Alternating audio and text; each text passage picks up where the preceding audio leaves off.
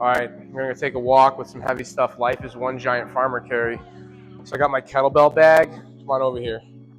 Take a look inside my bag. We got all the tools that we need for an outside workout. We have kettlebell, we got rope,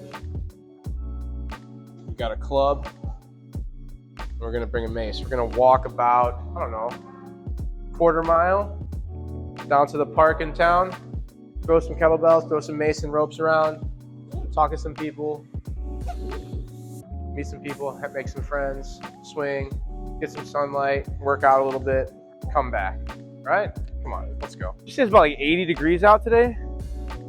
85 degrees? Life is one giant farmer carry.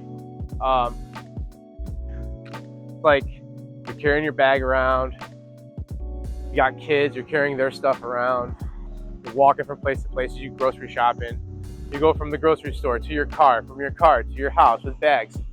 So you gotta be fit to do that kind of stuff. Another thing that I find really important is that you gotta be able to get up and down the ground, up and down from the ground fluidly, without pain. Come on, let's cross, ready? Let's go, green light, hurry up. Just walking with load, backpack. I got 26-pound kettlebell and a rope in my bag. I have a, what is this? 13.5-pound club and a 15-pound mace. And I'm just walking through town, you know? If you go to the airport, you're lugging around about that. I always tend to think if I'm doing yard work or if I'm moving big bags of dirt from the car to my yard, to the planters, opening them up, or even if I'm doing simple laundry, like just taking a load of clothes from downstairs to upstairs, moving and turning around tight corners, it's tough. I think to myself, how do people that are out of shape do that shit every single day? It's no question that they're hurting themselves all the time. There's just no question. You have kids? Like when you, no, obviously you don't have kids, but when that time comes, the amount of like stuff that you bring around and that you have to be prepared with, not let alone just like holding it and walking with them and whatever. You know, we traveled all the way to Europe with an 11-month-old. That was a trip. Look at this guy. Look at this guy. Carrying the baby, sweating. You know what I mean? It gets tiring after a little while. You gotta train in ways that are gonna be advantageous for you in your life. And not everybody has kids, but at some point, you know, the likelihood of you having children is high. Hey, yeah. what are those things? These are clubs and maces. Can I see Yeah, one? absolutely. Yeah. OMG, now Right? what do you do with these things? You want to take a little quick, can I give you I don't have to do anything. No, I'll just show you. This is perfect. Come on. They're pretty heavy, man. Yeah, come on, I'll show you. I'll show you real quick what we do. Right. Let me just take the bag off. So here we have an adjustable club. This is great because you can exercise at your house. So and it's an exercising tool. It's an exercise tool. That's what it why is. you like it. That's well, right. I'm 66. I still got something jumping. That's right. How do you exercise? How do you typically exercise? I'm a maintenance man. So you're moving around. It's I'm part of moving around, it's I'm part of riding your all the daily time, life, yeah, right? Man, I'm lifting shit. I'm doing my thing. Yeah. Digging, planting. I'll tell you, my philosophy is to integrate movement and exercise in your life from the get-go. You know, it has to be intertwined. Isometrics kind of thing. Holding, right? So this is great because, like, I hit some beer. I don't want to breathe that. no, it's cool. It's fine. No problem. Are you cool, like, being filmed? We're just doing do your thing, awesome, man. awesome. God bless you guys. So this is great because it's a loaded tool that allows you to work on your grip and your core strength, your shoulder strength. So we just swing side to side. We go into picking it up, taking it down. Go ahead, fellas. Doing shoulder exercises. I can dig all This is that. great for shoulder mobility, shoulder strength, core strength, grip, coordination. And the best part about it is that this is indestructible. It's fairly inexpensive, and you can do it from anywhere, anytime. So you're selling them? I'm not. Oh, you're promoting them? I'm just very passionate about it. Oh, I can dig it because you're using them and you look great. Yeah. I'm very passionate about it. Now, I do have a fitness facility over here uptown. And Downtown Park Ridge? yeah, it's in the Chase Bank building. It's called in the building? Underground Fitness Studio. My name is Danny, by the way. Danny, right on, brother. Nice What's to meet your you. name? That's Nice Henry. to meet you guys. He goes to main style. I'm maintenance man around the area. I've been here 24 years. Awesome. I'm done. I'm heading home. Great. Get out of here, man. It was a pleasure God talking bless to you. guys, Yeah, man. but if you're ever in the area and you want to come down, check out the basement. Check, yeah, it's in the basement of the Chase Bank building. It's called Underground Fitness All right, Studio. I'll see the door sign. Yeah. God bless you Just guys. come down and Take say it hey. easy. Absolutely. Stay strong. Take care. You Stay too. good. You too. You too. You too. The difficulty in the tasks that we do on a day-to-day have like physical rigor, and it's difficult to do simple things if you're not in shape for it. So training like we move throughout the day is going to be advantageous to you. So that's why I like moving clubs around. That's why I like moving kettlebells around.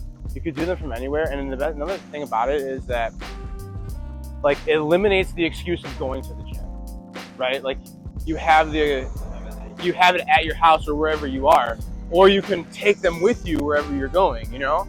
The journey on the way with the stuff, like you can fit this in the cars easily. And like I said, you can just leave them outside forever and they're indestructible. So another thing that I find really important is that if you do have a desk job, which is like 99% of people, I mean, maybe it's not that much, but it's a lot of people, like to use exercise as like a shot, like a hyper shot of focus, as opposed to like taking something, drinking coffee or something. You get up, you do 20 minutes of exercise, and like you go back to work, it jolts you like nothing else. You know what I'm saying? Yeah, it definitely helps you get the day going, drives your focus, gets your energy going, you know, get your heart rate going. That's the thing. If you don't start using your muscles and getting your heart rate up, your body starts to say, why am I working so hard? I don't have to. I'm not being pushed. And then it just adjusts to its new normal.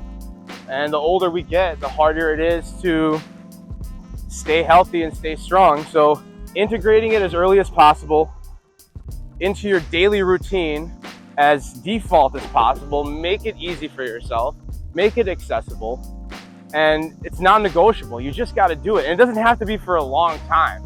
You know, a lot of people think they have to spend a whole hour exercising. That's not true. You know, just like we're gonna see here. We're taking a 5-minute walk with some weights. My arms are burning, okay? It's hard to keep my breath. You know, I'm talking the whole way through. And it's just a 5-minute thing right now. We're outside, we're gonna get some sunlight, we're gonna get our feet into the grass here. Wow, these cicadas are loud as fuck. All right, let's set up shop over here on this table. We'll do a little working out and then see if we can stop some people walking down. So this is gonna be a super informal workout. I'm just gonna like move from tool to tool. I got the ropes, I got a kettlebell here, I got a mace over here, I got my club, and I'm just gonna move from tool to tool, doing some exercises, doing some flow, allowing myself to play and explore some ranges of movement, ranges of motion, get my heart rate up, change the movements, change the load, and just have some fun exercising in the grass, under the sun, getting my feet on the ground, and then, you know, just kind of sharing this type of work with the people in this community. It's a big passion of mine, and it's really fun. Definitely helpful. Definitely helpful. All right, here we go.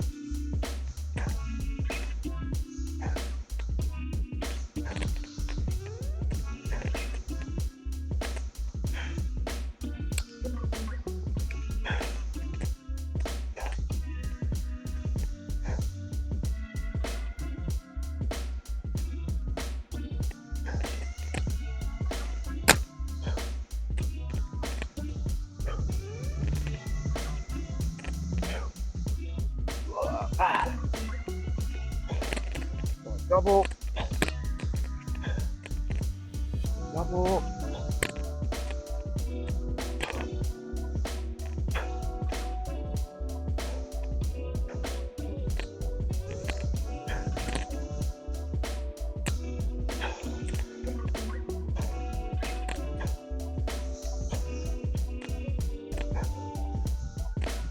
Woo!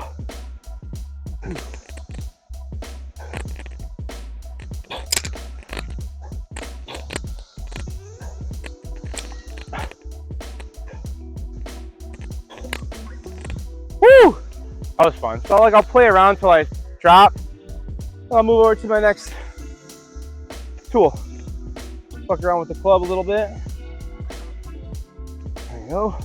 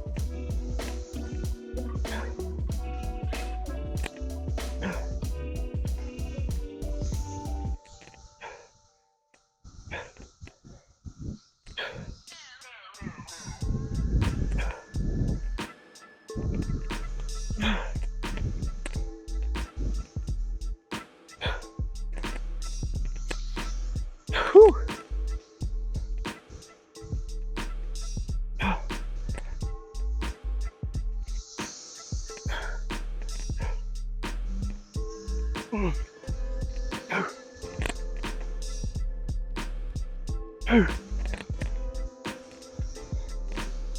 I'll move on. I'll go to my next one. I hit some rope.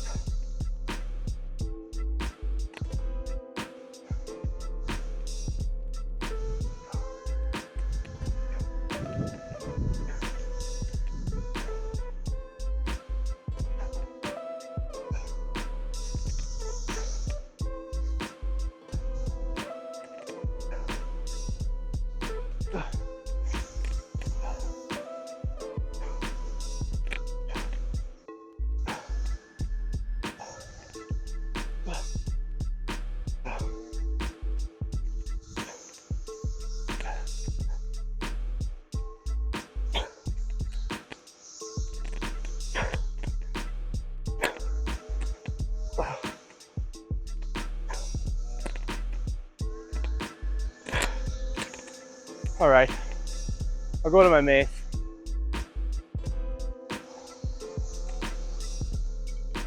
Here we go.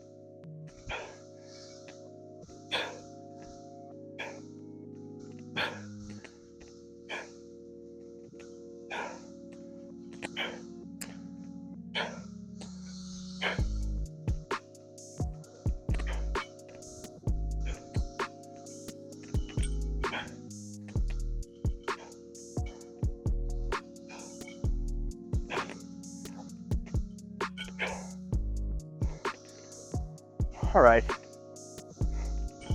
that's a wrap. I'll just mess around with each tool. I'll do a little just playtime, flowing this and that, kind of just expressing what I feel in the moment, paying attention to what my body's saying during each movement, getting my heart rate up, bringing it back down.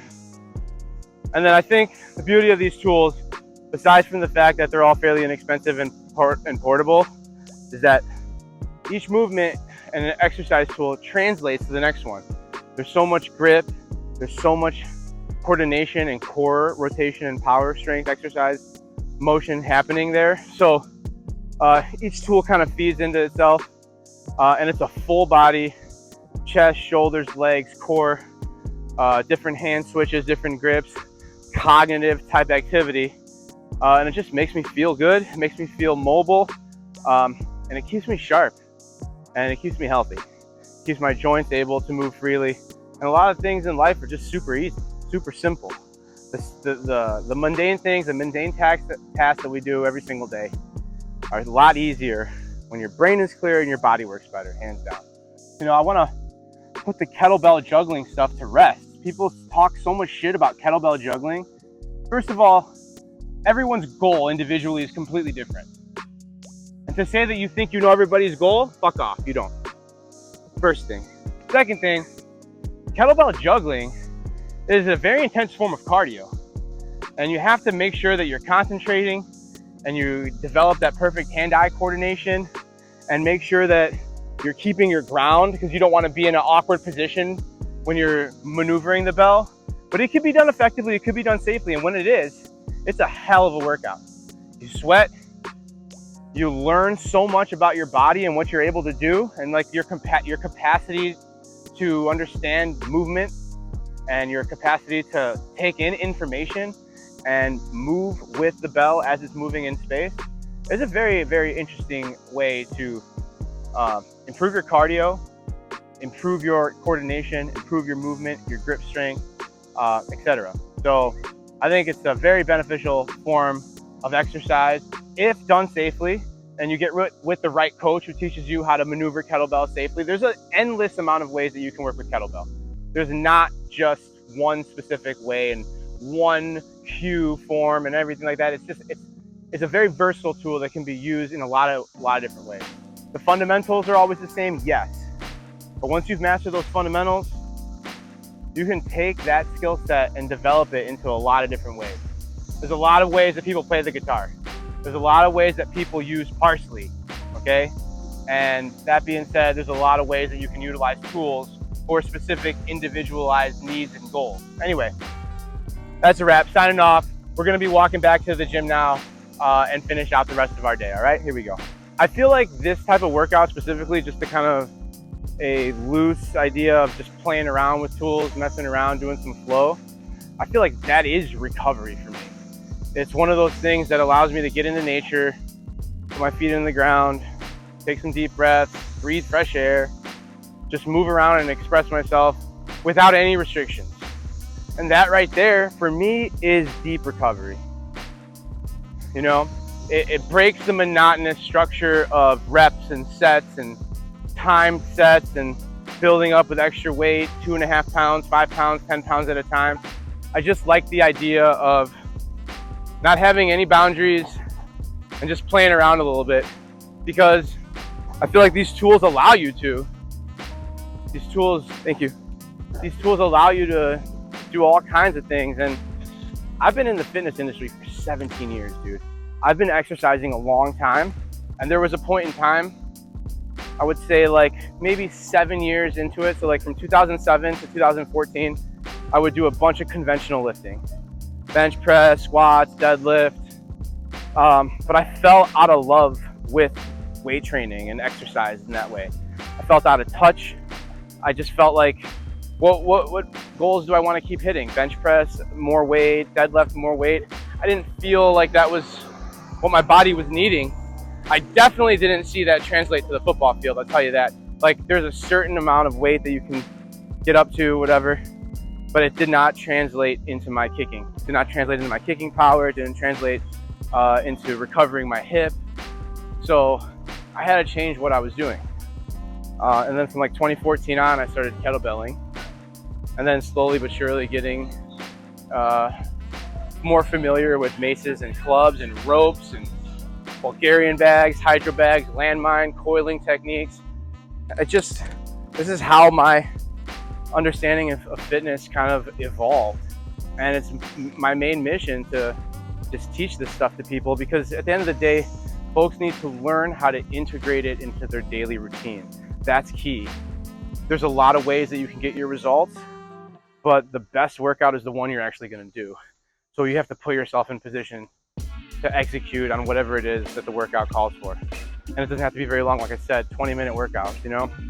I hope that answers your question. But if this was like a really structured set, if I was like doing reps and sets and time and moving up in weight, a great recovery for me would be to just sit out under a tree, do some ground mobility, stretch out my hips, hamstrings, inner thighs, glutes, quads, lower back, my trunk, my arms, chest, back, etc.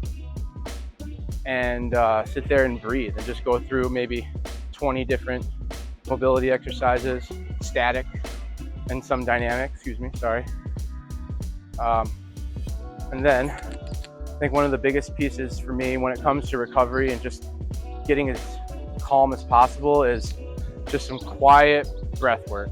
And what I mean by that is either sitting upright Indian style or laying flat on your back and breathing in and out through your nose for 6 seconds. That's it.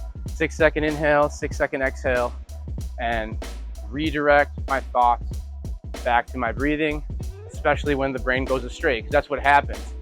And if you can teach yourself to redirect, you can teach yourself out of a lot of bad habits, and you can teach yourself new habits that are actually really beneficial. Now, I've been holding these weights now, 26-pound kettlebell on my back, and then a 15-pound mace and a 13.5-pound club. Yeah, I'm just walking it back. It's been like what? Just this last walk. It's been like 3-4 minutes. My hands are screaming. My shoulders and my chest are firing. I'm sweating like a pig. It's 85 degrees out. We got a few more feet to walk, and we're gonna make it. I haven't switched once. We haven't dropped it once. It's like slow, steady cardio. It feels great. I think like mental recovery and like physical recovery, like what do you find like more important? Like are they like the same in a way? I think one feeds the other. and like you have to work on both. I don't think one's more important than the other, but let's say like you are in an anxiety-ridden state and you are kind of like overthinking stuff. You're not going to overthink yourself out of a problem. So the best bet would be to move your fucking body. Yeah. You know what I'm saying? So when you move your body, that improves your mood. It gives you more energy. You get your heart rate up. Physical feeds the mental, and the mental feeds the physical. When you're healthy physically, you can have a clear head, and you can get really clear on like what's important to you, and work on those things, and behave in those ways. And then you can come up with new ideas. But then when you have new ideas, you get stuck on problems and stuff. And when you get into that point again where you're overthinking, you move your body, and it's the cycle. Does that make sense? Yeah. So it's this thing that you got to do back and forth. Your mental, emotional work, and you learn about that by like really understanding what it is that you care about. When you think about it just from that simple point of view, it's like, what do you care about? What are some of the things that you want to achieve in this life? Or just simple states of being. Maybe it doesn't have to be so poetic in achieving something, but I definitely think everyone has to go on their own journey, that's for sure. And everyone's journey is an individual one. Along the way you learn skills, along the way you meet people, along the way you figure out what you care about, and the cycle continues. Thank you so much for sharing this time with me here. My name is Danny Cola. I'm the owner of Underground Fitness Studio. Check us out. See you later.